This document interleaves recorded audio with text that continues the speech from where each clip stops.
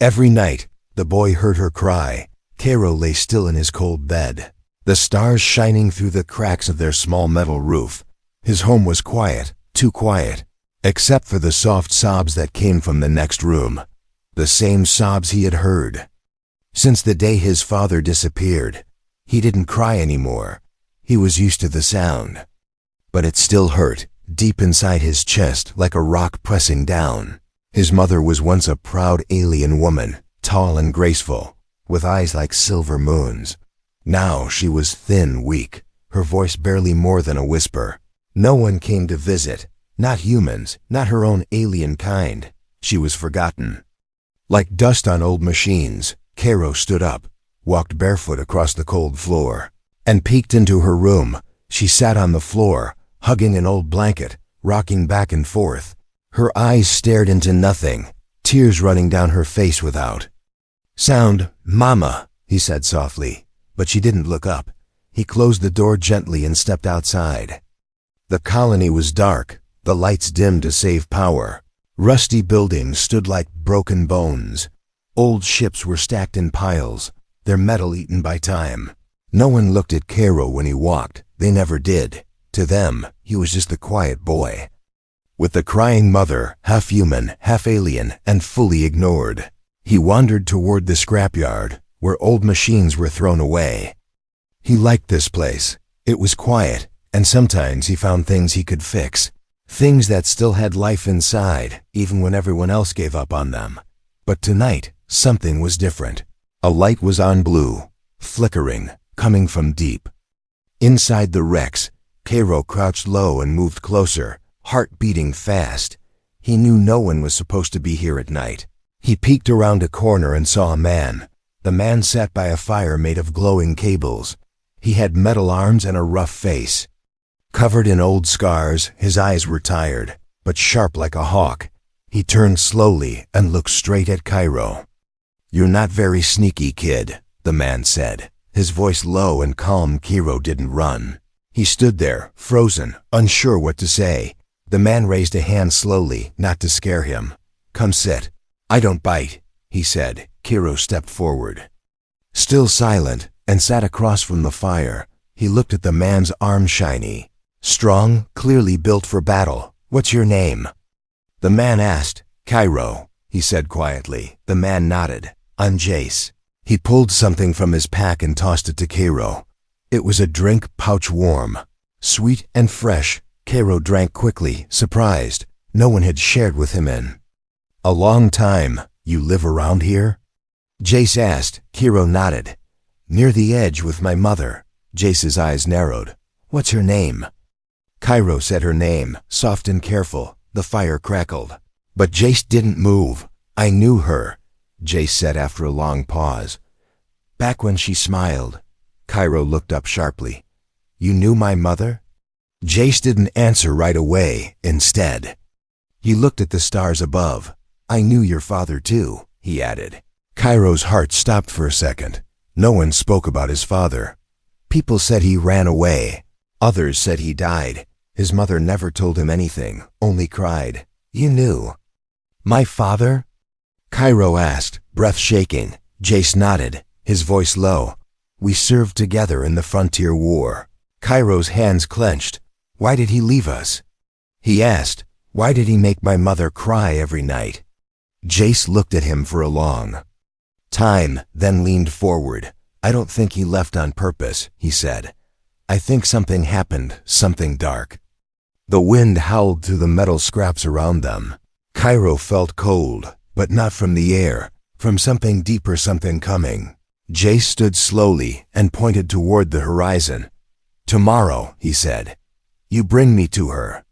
Need to see her eyes." Cairo didn't understand, but he nodded. He had nothing to lose. Only a mother who cried every night, and a name that no one dared speak. As he walked back home under the broken sky, Cairo felt something strange. For the first time in years, someone had said his father's name, and it wasn't in hate or silence. It was in warning.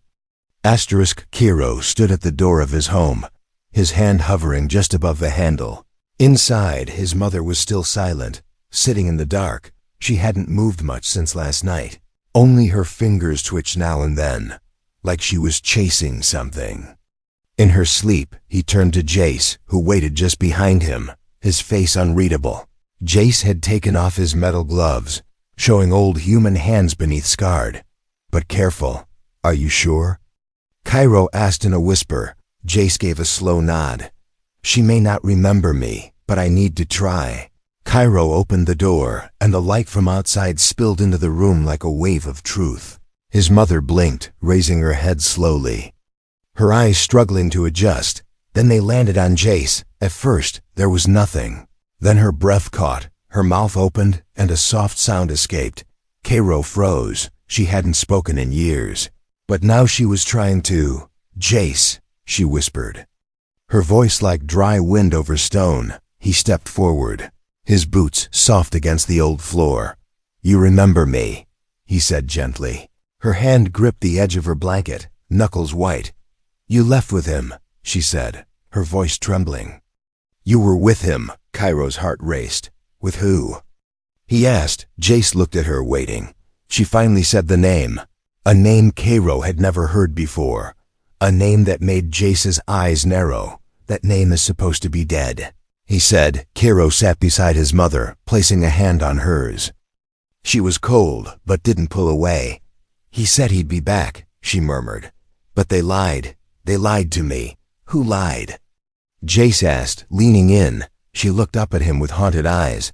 "The command," she said. "They said he was dead, but I saw the signal." Cairo leaned forward, confused. "What signal?" She touched her head, her temple. "In the dreams," she said. "I saw it." His voice calling out. Jace stood, his expression tight. "There was a relay station near the front lines," he said. "One he was ordered to destroy, but maybe he didn't." Cairo stood too. "You said you served with my father." Jace nodded. "We were both scouts, deep recon, sent behind enemy lines." "Then what happened to him?" Cairo asked. Jace looked down, his fists clenched. "We were ambushed, cut off. He told me to run and warn command." His voice dropped. "I thought he died in the blast." Cairo's mother made a strange sound, part laugh, part cry. "No," she said. "He lived. I saw him." Jace turned sharply. "When?" "2 weeks after they told me he was gone," she said. "I saw him through a scrambled feed. Only for seconds." She closed her eyes. "He was hurt ... but alive." Cairo stared between them. "If he's alive, why didn't he come back?" Jace looked grim. "Because someone didn't want him to." Silence filled the room again, but it was no longer empty. It was heavy with meaning. Cairo's mother reached into the folds of her blanket and pulled out a tiny metal chip. It looked old, worn, but carefully hidden. "I kept it safe," she said. "They searched our house but never found it." She handed it to Jace, her fingers shaking. Jace examined it under the light. "It's military encoded," he said. "Old system. We'll need a relay point to access it." He looked up at Cairo. "There's one outside the city, a ruined outpost." Cairo didn't hesitate. "Let's go," he said. Before they left, Cairo looked back at his mother. She gave him a weak smile, the first in years, and for the first time, she whispered, "Find him, my son." Cairo and Jace stepped out into the fading sunlight. The air was dry, and the sky was orange with dust. They walked in silence to the edge of the colony, where broken machines lay like forgotten bones. No one watched them, but something in the wind felt strange, like eyes hidden behind metal. As they reached the edge of the scrapyard, Jace stopped and knelt by a broken panel. He opened it and pulled out an old pulse rifle. "I hope we won't need this," he said, "but we probably will." Cairo didn't speak, but inside, he felt something waking up. Not fear, not hope, something in between. As the outpost came into view, a shadow passed over them. Cairo looked up quickly. Nothing there, but in the corner of the sky, something flickered and vanished, and far behind them, in the dark of their empty home, a single light blinked twice, then died. The outpost looked like a graveyard. The buildings were broken, some half melted by old plasma fire. Antennas leaned at odd angles, silent and rusted. The place had once been alive with voices, orders, and light. Now it was nothing but ghosts. And wind. Cairo followed Jace carefully, his eyes darting to every shadow. The ground crunched under their feet, dry metal, glass, and bones of forgotten war. "Are you sure this place still works?" Cairo asked. Jace gave a short nod. "The relay core is underground, hidden beneath the Cums Tower." They reached the tower barely standing. Its top split like cracked bone. Jace pulled open a hatch and climbed down first. Cairo hesitated, then followed, heart pounding louder with every step. The tunnel below smelled of dust, wire, and old fire. Lights flickered as they walked deeper, their footsteps echoing through the dark. At the end, Jace stopped in front of a metal door. He pressed his hand to a scanner. Nothing happened. "It's dead," Jace muttered.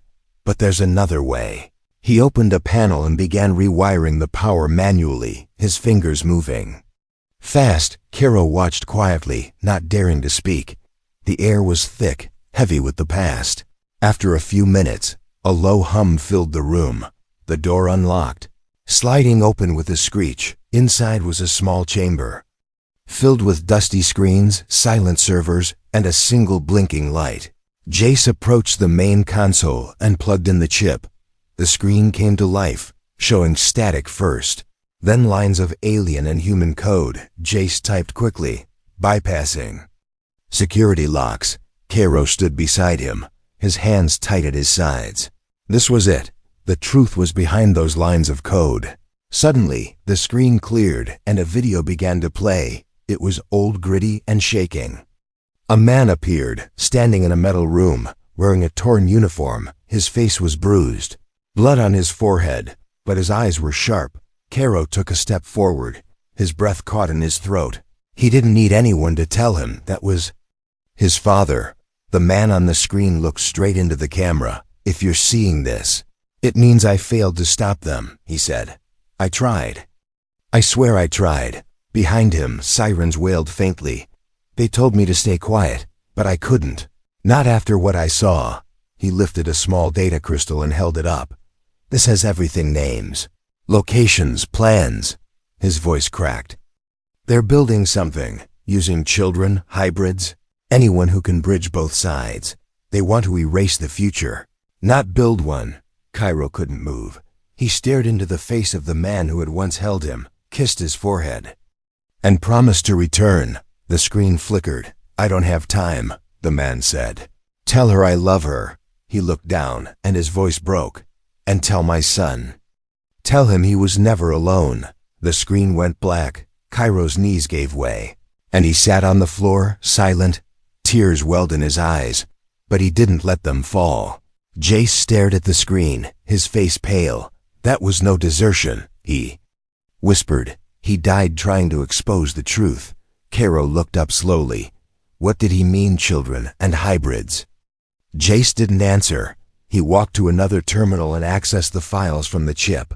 His eyes scanned the data quickly. "This project," he said, "was called Ghost Seed." Cairo repeated the name quietly. It sounded cold, like something born from death. "Half-bloods like you," Jace said, "were being studied, copied, maybe even cloned. They believed you were the key to activating ancient weapons hidden across systems." Cairo stood, his voice low. "My father tried to stop them," Jace nodded, "and they buried him for it." Outside, the sky began to darken, but the outpost stayed quiet. Then something shifted. A soft sound echoed through the tunnel, like feet brushing metal. Jace turned instantly, drawing his weapon. Cairo froze. More sounds, slow, careful, coming closer. They weren't alone. Jace grabbed the chip and shoved it into Cairo's hands. "Run," he whispered. "Take the back route." "Now, what about you?"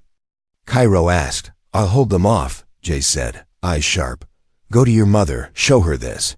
Cairo stared for a moment, then nodded and ran. Behind him, he heard plasma shots, metal smashing, and someone shouting his name, but he didn't stop, not this time. He had his father's message, and now he had a name, a dead general, a hidden war. And a reason to fight, asterisk. The rain was falling by the time Cairo reached the colony's edge. His clothes were soaked, his hands still holding the data chip tight. Against his chest, his legs burned, his lungs felt fire, but he didn't stop running. Every second counted. Behind him, Jace was fighting alone, and something was chasing them. Something that didn't want the truth to reach the surface. He didn't go through the main street. Too many eyes, too many mouths that would stay silent or worse report him. He took the back alleys, the old pipelines, the tunnels where only rats and shadows lived. When he finally reached the broken home he shared with his mother, the lights inside were flickering strangely. He pushed the door open, rainwater dripping from his sleeves. His mother sat still on the floor, but this time her head was high, her eyes wide open. "Cairo," she said softly, "what did you find?" He knelt beside her and placed the chip in her hand. "It's him," he whispered. "Father sent this." Her fingers shook as she plugged it into the old device hidden under their floor panel. The message played again, his father's voice. Broken but strong. As she watched, tears streamed down her face. But her hands didn't tremble anymore. "I knew," she said. "I knew he didn't leave us." Cairo sat quietly beside her, trying to breathe, trying not to cry. His mother turned to him, her voice stronger now. "I was silent for too long," she said. "I let them shame me, isolate me, because I believed I was powerless." She stood slowly, pulling a dusty bag from under the floor. From it, she took out something Cairo had never seen, a glowing ring marked with ancient symbols. "This was given to me by the old seers," she said, "when I still had a voice in the council." Cairo's eyes widened. "You were on the alien council?" She nodded. "Before they erased my name from the records, before they called me the woman who loved a human and brought shame to our kind." Cairo felt anger rise in his chest. "They turned their backs on you," he said. She looked down at him with a tired smile. "No," she said. "They turned their backs on him. And on the peace we tried to build." The device beeped again, a new file opening. It was not just a message this time. It was a list, names, locations, dates, all connected to Project Ghost Seed. One name glowed brighter than the rest, marked in red. A leader, part of both human and alien command. The one who ordered Cairo's father to be silenced. And the one who still controlled the plan to restart the project. His name is High Commander Varn, she said, her voice cold now. Cairo memorized the name. He didn't know what he would do with it yet, but he knew it mattered. Suddenly their door burst open. Cairo jumped to his feet, ready to run again. But the figure that entered wasn't an enemy. It was Jace, blood running down his arm. His eyes wide with urgency. "They know," he said. "They traced the chip, and they're coming." Cairo's mother helped him inside without question, locking the door behind him. "We have to leave," Jace said. "Tonight." Cairo looked at his mother, unsure, but she gave a small nod, her face calm. "I still know people," she said. "Not many, but some who remember what peace felt like." They moved quickly, gathering only what mattered: old papers, one sealed blade, a piece of cloth with royal markings. Outside, lights moved through the streets, drones silent and scanning. They slipped out the back, down into the sewers. The water was cold, the walls tight, but it was the only path left. As they walked, Cairo asked the question he had held in his heart for days. Why are they doing this? Why build something like Ghost Seed? Jace's voice echoed off the damp walls. "Control," he said. "Power. People like Varn want war to last forever, because war gives them purpose, and fear keeps them in charge." Cairo's mother spoke next, her voice low but firm. "Ghost Seed was designed to break the balance," she said. "It uses the blood of both species to awaken ancient weapons buried across the galaxy." Cairo touched his chest. "You mean me?" She looked at him. "You are not a weapon," she said. "You are proof that two worlds can become one. But they fear that, so they'd rather destroy the bridge." As they exited the tunnel into the forest beyond the colony, the Sky opened above them, stars shone through the clouds, and Cairo felt something shift inside him, not fear, not just anger, but clarity. He had been born from love, not war, and he carried his father's voice, his mother's fire, and a name the world wanted to forget. But he would not forget, he would not stay quiet. He turned to Jace and his mother. "Let's find the others," he said. "Let's end this." The ship barely held together as it lifted into the sky. It groaned like a wounded beast, its engines coughing smoke. But it flew. That was all they needed. Something that moved faster than boots on the ground and louder than silence. Cairo sat beside the window, watching the colony shrink behind him for the first time. He felt distance between him and the pain, but he also felt something else wait. A quiet pressure in his chest that reminded him he was now running toward danger, not away from it. His mother sat near the center of the ship, her eyes closed, fingers resting on the ancient ring. Jace piloted from the front, one hand on the controls, the other wrapped in cloth from the fight.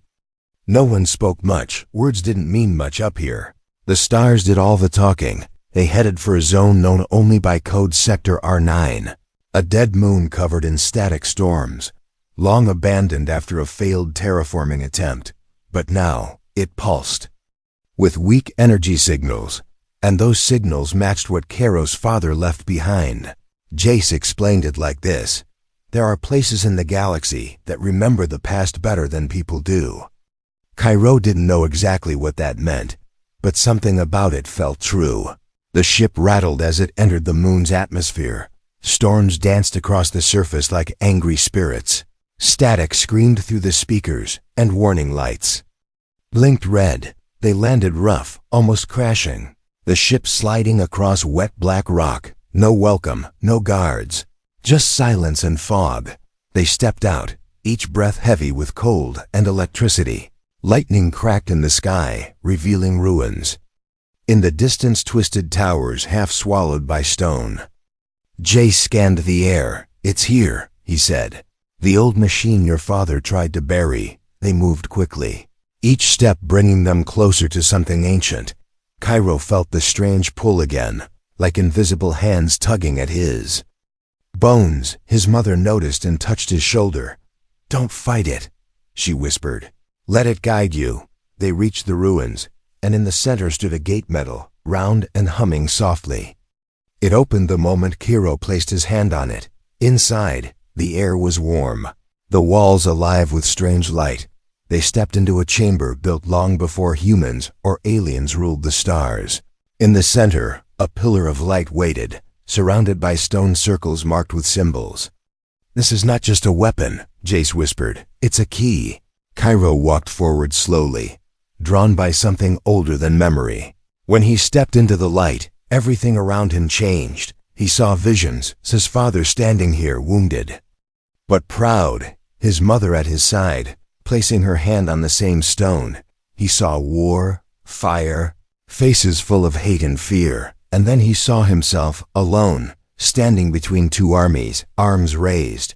Not in anger, but in peace. The light asked him a question, but not with words. It asked with feeling, "Do you want to destroy or protect?" Cairo answered without thinking, "I want to protect." The light faded, leaving behind a new sound, his father's voice, clear, strong, and real. "Cairo," it said, "if you're hearing this, you've made it farther than I ever did. You are the result of everything I hoped for.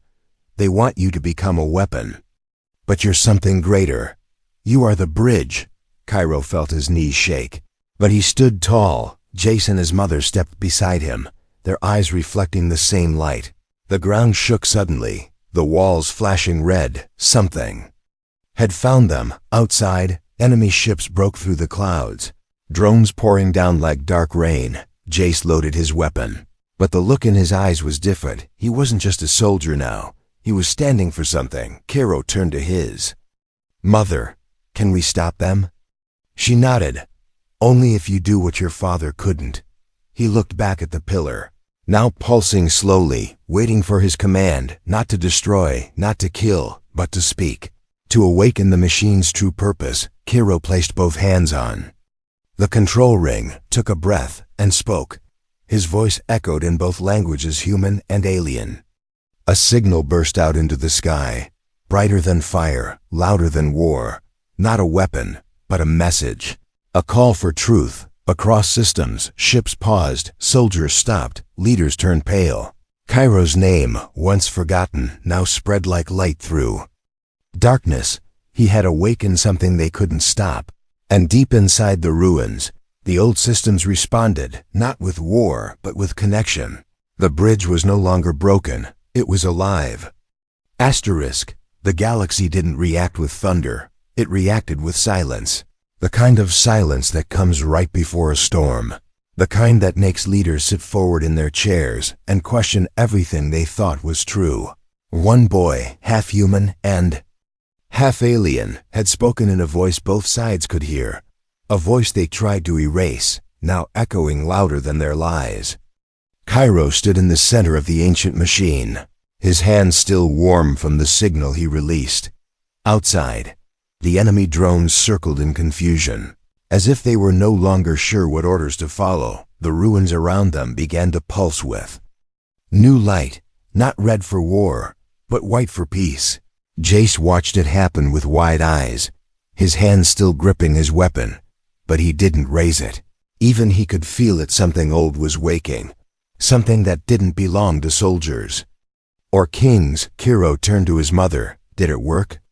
He asked. She closed her eyes, listening to the distant hum in the walls. Yes, she said, it's begun. Far above them, in orbit, messages raced across space faster than light, and in hidden places, council rooms, military bunkers, and secret vaults, people began to panic because Cairo hadn't just sent a message. He had opened a door built long ago, meant to stay closed until someone came who could speak to both sides, not with power but with pain, not with hate, but with memory. Suddenly, the ground above shook, the ceiling cracked, and light poured in as enemy dropships landed. Jace pulled Cairo behind him, weapon ready. But the soldiers who stepped out didn't attack. They stood still, their helmets slowly rising, their eyes wide. They had heard the signal too, and something in their minds broke loose. A woman stepped forward, an officer, her face marked by years of war. She looked at Cairo, then at his mother, her mouth opened. But no words came at first. Then she whispered, "You're the boy." From the file.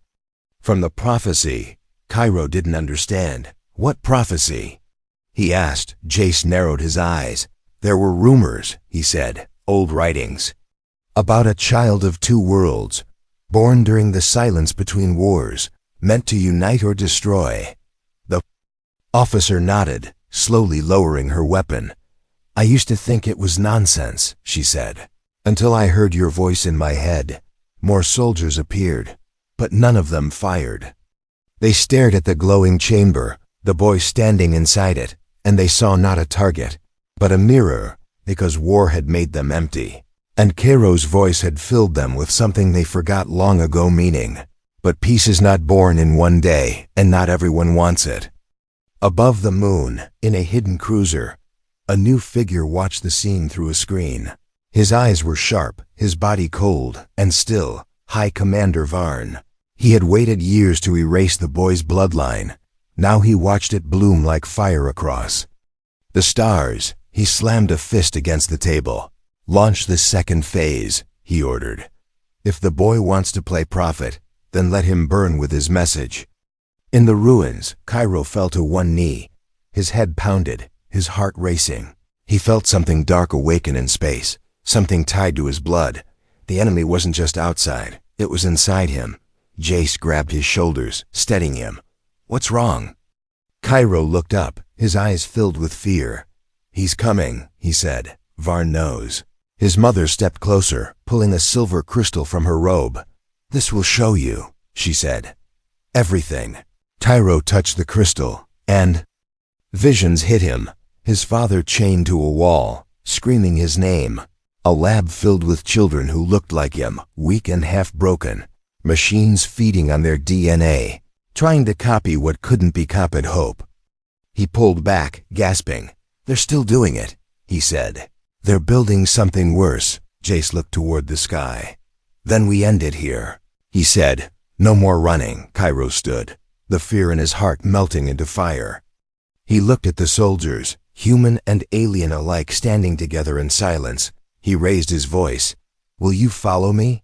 He asked, not to fight, but to finish this. The officer stepped forward and nodded. Others followed, one by one, and from the broken stones of a forgotten moon, an army was born not of weapons, but of will. They would not kneel to Varn. They would not forget the names that were erased, and they would not let Cairo stand alone, because this time, the galaxy would hear every cry, every truth, every broken promise, and it would remember. The stars were no longer quiet. They trembled with the noise of ships rising, fleets moving, and voices shouting across channels long buried. But in the center of that storm stood a boy, one who was never meant to survive, never meant to speak. A boy born of two bloods and forgotten by both. And now, he was the one every world was watching. Cairo stood at the edge of the moon's crater, wind pulling at his clothes. Behind him stood soldiers, old rebels, pilots, even former enemies, people who had heard his voice and followed it. His mother stood by his side, silent but proud, her eyes no longer sad. Jace watched from the hill above, rifle ready, though even he knew this final battle wouldn't be won with bullets. Above them, the sky opened. The flagship arrived dark, sharp, massive, cutting through the stars like a blade. Commander Varn had come. The ship's speakers crackled, and his voice spilled down over the moon like poison. "You should have stayed quiet. Boy," he said. "You were just an experiment, a mistake." Cairo didn't reply. He walked forward, alone. As dust swirled around his feet, a transport landed with a hiss, and Varn stepped out, armored, taller than anyone, his eyes glowing cold. He held a staff built from ancient tech, the same kind used in the labs where Cairo's father died. "This is your end," Varn said. "One last cry before you fade." Cairo didn't flinch. He took out the silver crystal his mother gave him and held it high. It glowed bright in his hand, as if answering something greater than power. Then he spoke, not in one language, but in both. Words that touched the minds of every soldier, every ship, every listener across systems. He spoke of the pain of silence, the lies they were fed, the truth buried with his father.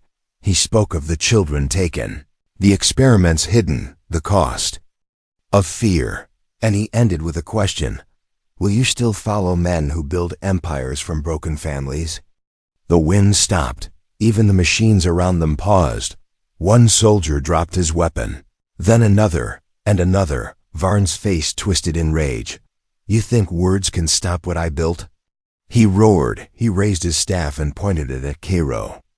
But before he could strike, something moved behind him. Jace, bleeding and broken, charged forward with a roar. Varn turned, just in time to block him. They fought, metal slamming into flesh, sparks flying as two paths collided. Cairo didn't run. He walked to the machine that waited in the crater's heart, a forgotten device meant to respond only to balance.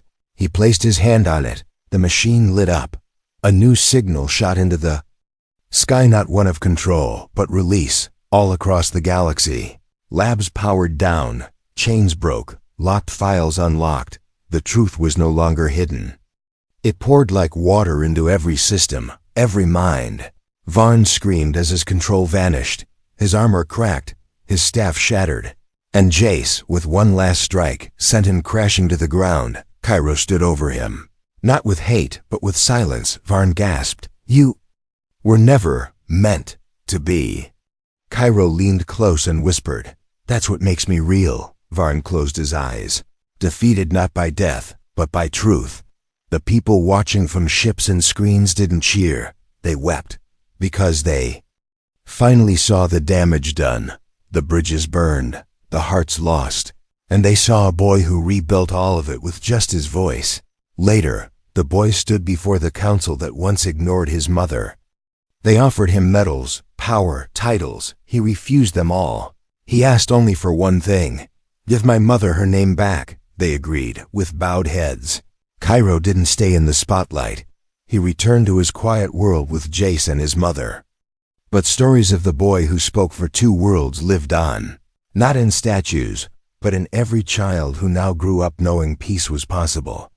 And sometimes late at night, when the stars were clear and the wind was soft, Cairo could still hear his father's voice, not crying, not warning, but proud, because the boy they tried to silence had changed everything, and the galaxy would never forget his name again.